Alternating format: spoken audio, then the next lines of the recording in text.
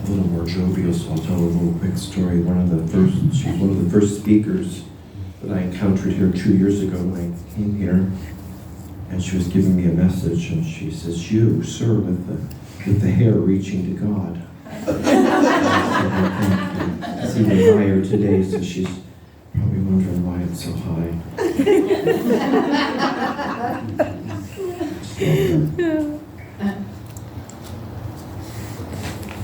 Margo Alora began exploring spirituality in Boulder, Colorado in the 80s.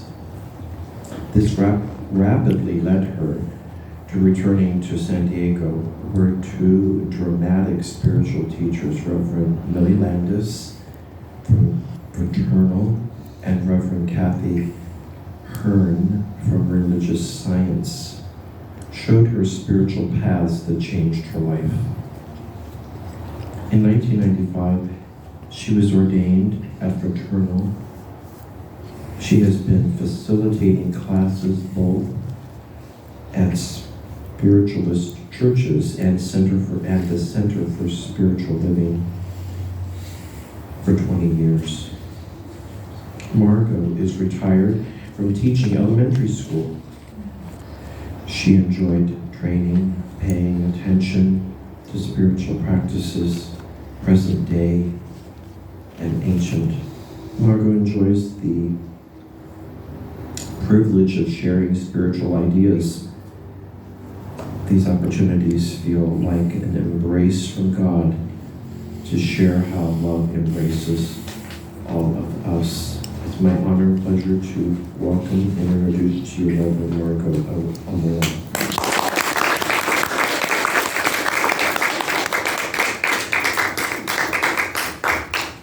Good morning. Good morning. Let's see. I don't need to bring this up. And this. So I've been watching your pretty faces, so I get to sit up there and look out at them. And I want to, I have the privilege actually to talk to you about communication with those on the other side of the veil. That's going to be the focus. So the first thing is why? You know, why to talk to them? Especially if somebody says, why are you talking to the dead? Funny word. I don't use that word anymore. So why? Why do we give messages up here? And why do you want to have interaction? I was just coming up with a list, and you can add to this list. But certainly it reaffirms that life is everlasting. That your soul is enjoying it here, but it's going to do more. And many of us feel like we did more before. So it's an everlasting experience of our souls. And it erases the fear of death. So if somebody says to me, especially if they're a little younger, "You're getting older, are you afraid of dying?" I sort of, say, well, at least they're being honest with they, and I say no. What is there to be afraid of? I'll be relocating. And see, depending on their age, how big their eyes get, or and when we say we are communicating with those on the other side of the veil, then that we know they're living in the light. And every once in a while somebody gives me some stuff, and I don't know if it's just in the South, it's probably everywhere, where some people are afraid you're going to go to the devil and go to hell. And, far be it from me to laugh in their faces, but, I just don't feel that's possible. God is love, and the light is divine, and that is the power. And there's no power greater than God.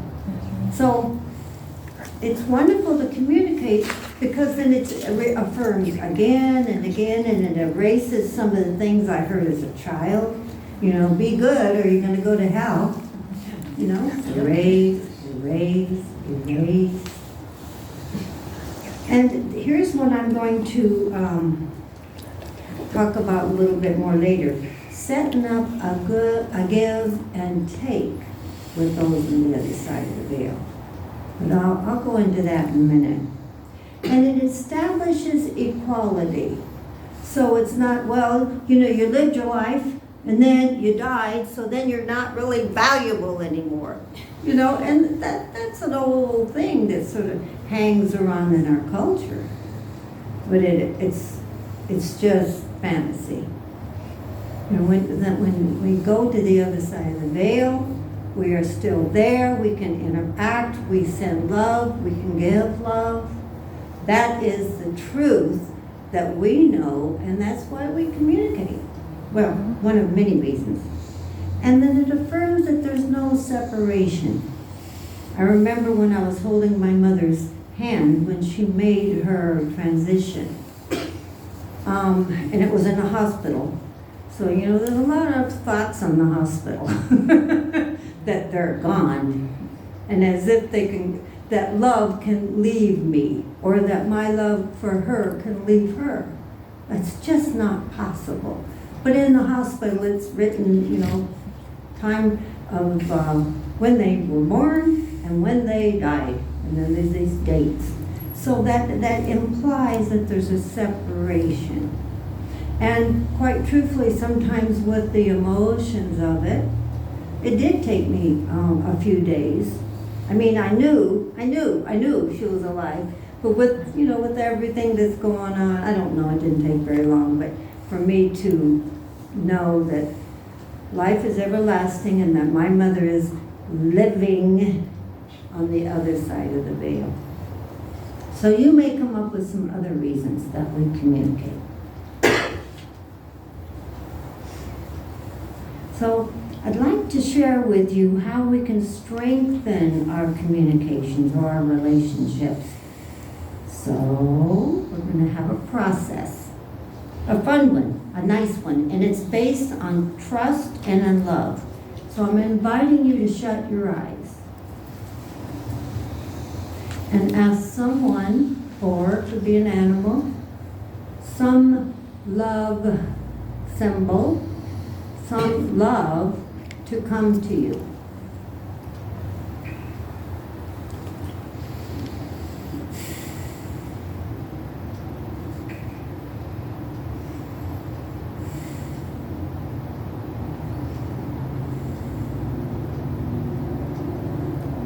Now, I'm going to ask you to give whoever came to you a stone. Any stone that comes to your mind. Diamond, emerald, a beautiful rock that's in front of this church. Any stone you wish. And I'll give it to that entity that showed up.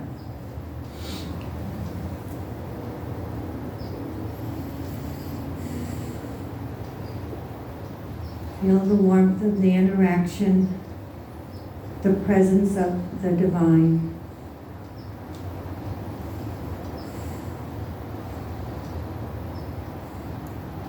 And now one more step. Ask who showed up what they would like to give you.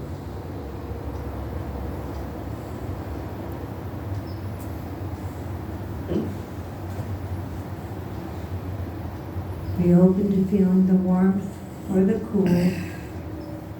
Be open to feeling the presence of love.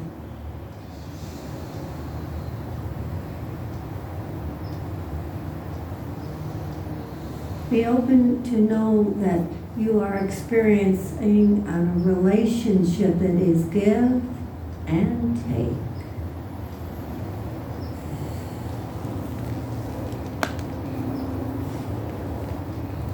And when you're ready, open your eyes and come back to the room.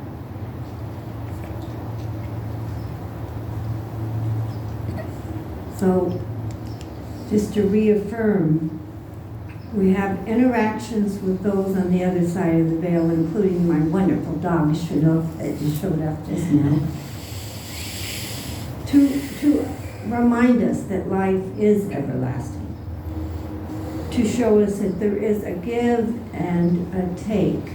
When I was much younger, I remember hearing people talk about God almost like an ATM machine. You know, God, I want this. I want a girlfriend or a boyfriend. God, I want this. And then, you know, for angels. Well, angels help me be safe. And it got a little off kilter. Now we realize that it's a give and a take. And let's say that what you receive, it may or may not be physical, but it is valuable because it is caressed and embraced in love. So, is there anybody that would share what they received? Yes. So it was my friend Betsy, who was extremely political, and she gave me her ballot. Yes. Yes. Now, you know, how can somebody say she's dead? You know, this is life everlasting. Nice. One more person share what you got? Yes. It's my daughter. Uh-huh. I gave her one of these, what do you call that? The stone. And she gave me back as a hug and kisses. I got goosebumps. Yeah.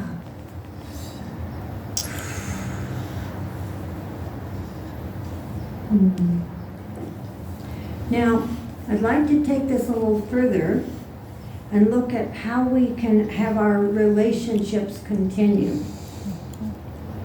The first thing I came up with when I was praying and asking for this talk, my friend Bob came in. And about 10 years ago, he made his transition. And that last year of his life, he had cancer, and we spent a lot of time together. And every Saturday and every Sunday, we played cards and all the holidays. So when he made his transition, either one day after or 2 days after, I was in Hillcrest, and I saw a fellow that looked just like him. And what I did is, I went, oh, why did this happen? And so I heard Bob, because I'm very auditory medium, and he said, Margo, I'm saying hi. So I shifted my whole thing, didn't I? It's like, oh, of course you did. And Bob was outspoken. He didn't mess around. You know, he just went, hey, switch it out around, Margo. And then, so it's been about 10 years, I think. And then in October, a fellow that I knew pretty well, he made his transition. And last week, I saw somebody that looked like Sam. So now I'm realizing that I'm getting it more and more. I can receive a hello by seeing somebody else. And I know Sam was just going, hey, look at this. Look what we can do. So that's one way to continue the relationship.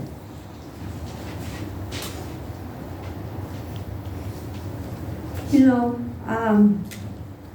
tarot cards and all that, I don't know, they got a bad rap for a long time, but that I'm just going to share. This is, I bent it. Oh, these are oracle cards, and this is called Feather Deck. I don't know how many of you have seen it. So I drew a card this morning. It says, the choice is clear for now. Follow the wisdom and truth you feel in your heart. So, to me, this continues my awareness and devotion and love for communication on the other side. And sometimes my little human self just blocks the heck out of all that. So you can use, there's surrender cards, there's these cards, there's tarot cards, there's I Ching. There's a lot of ways to help us in our human form remember and know that life is everlasting, and we can communicate with those on the other side of the veil. So, I am 82, and my mother made her transition when she was 67, and my father when he was 79. So I've been talking to him about aging. because I hope that they have perspective that, you know, I don't have anybody to talk to that's real close to me about that. And what I'm getting with them, I'm tremendous support. And they didn't live together for a lot of years. But lately, they've actually been coming in together because it's my desire to talk to them about aging and about, did I get a good heart from one of you all? Or did I get a kidney? Or and what I am experiencing is, I now live in a house that I chose. I didn't inherit it. I didn't get it with a husband or a woman that I was with. I chose the house. And some of the furniture, a lot of the furniture, all the furniture practically came from my mother or my father. And now I'm deciding, it's a lovely table. And I've had it 40 years. My dad had it about 40 years. So that makes it valuable? I don't know. But what I'm thinking is I can let it go. So I've been talking to my dad, and he's saying, of course. You know, why don't you choose something that feels like you and this house that you chose? Now, you know, life isn't all about me, but it's all about each of you individually, but it's awfully nice to feel the support, especially when you're entering something you don't know much about, like old age, which I'm doing. And so what I'm feeling is support. And both of them are saying, you know, gain your age with grace. And I like to gain my age. It's a gain. Every day I'm getting older. Every day you're getting older, you're gaining something. Rather than our culture that says, well, you're losing. You know, I like that. And I'm going to take that from my dad. I've gained something today. I'm 82 plus. And they've been separate. They've been supporting me in my individuality. Now, when I was young, I know that was a little hard on them because I was expressing very individually. And I also know that now they are seeing maybe my struggles or maybe my challenges and also maybe my beauty as this soul chose to be. You know, I don't want to say maybe. They are seeing my beauty as this soul choosing to be here and right now. And I get a lot of support from people. And how grand it is to feel that support from the other side of the veil.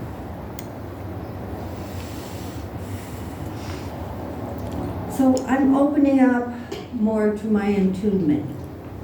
And it's a marvel, and I'm enjoying it. So I don't truly know where I'm going with my mediumship. I don't know where I'm going with being a reverend. And I have 100% knowing that I have support from those on the other side, lining the path for me with love and grace and joy.